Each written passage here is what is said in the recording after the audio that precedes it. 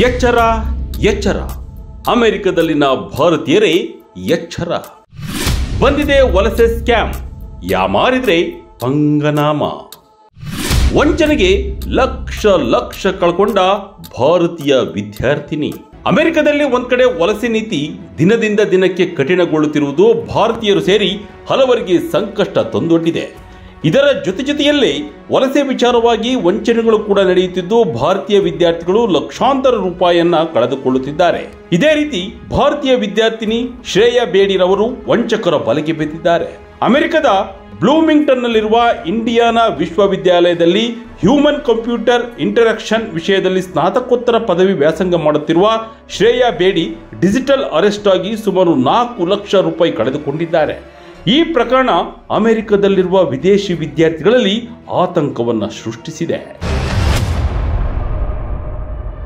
ಹೌದು, 2022ರಲ್ಲಿ F1 ವಿದ್ಯಾರ್ಥಿ ವೀಸಾದ ಮೇಲೆ ಅಮೆರಿಕಕ್ಕೆ ಬಂದಿದ್ದ ಶ್ರೇಯಾ ಬೇಡಿ ನಕಲಿ ವಲಸಿಗ ಅಧಿಕಾರಿಗಳು ಹಾಕಿದ ಬೆದರಿಕೆಗೆ ಲಕ್ಷಾಂತರ ರೂಪಾಯಿ ಕಳೆದುಕೊಂಡಿದ್ದಾರೆ. ನೀವು ವಲಸೆ ನಿಯಮವನ್ನು ಉಲ್ಲಂಘಿಸಿದ್ದೀರಿ, ನಿಮ್ಮನ್ನು ಬಂಧಿಸಿ ಗಡೀಪಾರು ಮಾಡಬಾರದು ಎಂದರೆ $5,000 ಮೌಲ್ಯದ ಗಿಫ್ಟ್ ಕಾರ್ಡ್ ಅನ್ನು ತೆಗೆದುಕೊಳ್ಳಿ ಎಂದು ಬೆದರಿಕೆ ಹಾಕಿದ್ದು, ಶ್ರೇಯಾ ಹೆದರಿ ಗಿಫ್ಟ್ ಕಾರ್ಡ್ ಖರೀದಿಸಿ ವಂಚಕರಿಗೆ ಕೋಡ್ ಹೇಳಿದ್ದಾಳೆ. 3 ಗಂಟೆಗಳ ಕಾಲ ಫೋನ್ನಲ್ಲಿಯೇ ಡಿಜಿಟಲ್ ಅರೆಸ್ಟ್ ಮಾಡಿದ್ದ ವಂಚಕರು ಯಶಸ್ವಿಯಾಗಿ ಶ್ರೇಯಾ ಬೇಡಿಯನ್ನ ತಮ್ಮ ಬಲೆಗೆ ಬೀಳಿಸಿಕೊಂಡಿದ್ದಾರೆ. ಹೇಗೆ ನಡೀತು ವಂಚನೆ? ಶ್ರೇಯಾ ಮೋಸ ಹೋಗಿದ್ದೇಗೆ?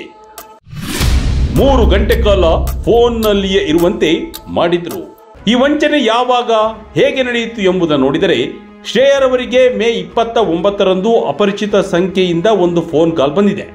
ಐಸಿಇ ಏಜೆಂಟ್ಗಳ ಸೋಗಿನಲ್ಲಿ ಕಾಲ್ ಮಾಡಿದವರು, ನೀವು ವಲಸೆ ಕಾನೂನನ್ನ ಉಲ್ಲಂಘಿಸಿದ್ದೀರಿ, ಅದಕ್ಕಾಗಿ ನಿಮ್ಮನ್ನು ಬಂಧಿಸಿ ಗಡೀಪಾರು ಮಾಡಬಹುದು ಎಂದಿದ್ದಾರೆ.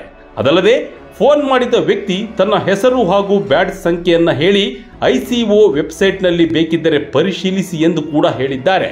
ನಿಮ್ಮ ಫೋನ್ ಅನ್ನ ಮಾನಿಟರ್ ಮಾಡುತ್ತಿರುತ್ತೇವೆ, ಯಾರಿಗೂ ಕಾಲ್ ಮಾಡುವಂತಿಲ್ಲ, ಮಾಡಿದರೆ ನಿಯಮ ಉಲ್ಲಂಘನೆಯಾಗುತ್ತದೆ ಎಂದು ಶ್ರೇಯಾಗೆ ಹೆದರಿಸಿದ್ದಾರೆ.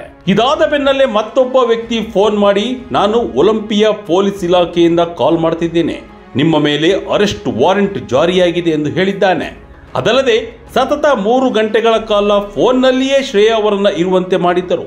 ಫೋನ್ ಕಟ್ ಮಾಡಿದರೆ ಅಥವಾ ಬೇರೆ ಯಾರನ್ನಾದರೂ ಸಂಪರ್ಕಿಸಿದರೆ ಪರಿಸ್ಥಿತಿ ಮತ್ತಷ್ಟು ಹದಗೆಡುತ್ತದೆ ಎಂದು ಪದೇ ಪದೇ ಎಚ್ಚರಿಕೆಯನ್ನು ನೀಡುತ್ತಿದ್ದರು. ಇದು ಆಕೆಯನ್ನ ಮತ್ತಷ್ಟು ಭಯಗೊಳ್ಳುವಂತೆ ಮಾಡಿತ್ತು. ಜೊತೆಗೆ ವಂಚಕರಿಗೆ ಶ್ರೇಯಾ ಅವರು ಫುಲ್ ಡೀಟೇಲ್ಸ್, ಅಂದ್ರೆ ಅವರು ಭಾರತದಲ್ಲಿ ಎಲ್ಲಿಯವರು, ಅವರ ಶೈಕ್ಷಣಿಕ ಹಿನ್ನೆಲೆ, ಅಮೆರಿಕದಲ್ಲಿ ಎಲ್ಲಿದ್ದಾರೆ ಎಂಬ ಮಾಹಿತಿ ಸೇರಿ ಪರ್ಸನಲ್ ಡೀಟೇಲ್ಸ್ ಎಲ್ಲ ಗೊತ್ತಿತ್ತು. ಇದು ಶ್ರೇಯಾ ಬೇಡಿ ವಂಚನೆಯ ಜಾಲಕ್ಕೆ ಬೀಳುವಂತೆ ಮಾಡಿತ್ತು. ಗಡೀಪಾರು ಆಗಬಾರ್ದು ಅಂದ್ರೆ $5,000 ಕೊಡಿ, ಗಿಫ್ಟ್ ಕಾರ್ಡ್ ಖರೀದಿಸಿ, ಫೋನ್ನಲ್ಲೇ ಕೋಡ್ ಹೇಳಿ. ಶ್ರೇಯಾ ಬೇಡಿಗೆ ಫೋನ್ನಲ್ಲಿಯೇ ಬಂಧನ ಮತ್ತು ಗಡೀಪಾರಿನಿಂದ ತಪ್ಪಿಸಿಕೊಳ್ಳಲು ಬಾಂಡ್ ರೂಪದ ಹಣ ಪಾವತಿಸಬೇಕು ಎಂದು ವಂಚಕರು ಒತ್ತಾಯಿಸಿದ್ದಾರೆ. $5,000 ಮೌಲ್ಯದ ಆಪಲ್ ಮತ್ತು ಟಾರ್ಗೆಟ್ ಗಿಫ್ಟ್ ಕಾರ್ಡ್ಗಳನ್ನು ಖರೀದಿಸಿ ಅವುಗಳ ಕೋಡ್ಗಳನ್ನು ಫೋನ್ ಮೂಲಕವೇ ಹಂಚಿಕೊಳ್ಳುವಂತೆ ಮಾಡಿದ್ದಾರೆ. ಬಳಿಕ ನಿಮ್ಮ ಗಿಫ್ಟ್ ಕಾರ್ಡ್ ಹಾಗೂ ಬಾಂಡ್ ಪೇಪರ್ಗಳನ್ನು ಪೊಲೀಸರು ಬಂದು ಸಂಗ್ರಹಿಸುತ್ತಾರೆ ಎಂದು ವಂಚಕರು ಹೇಳಿದ್ದರು.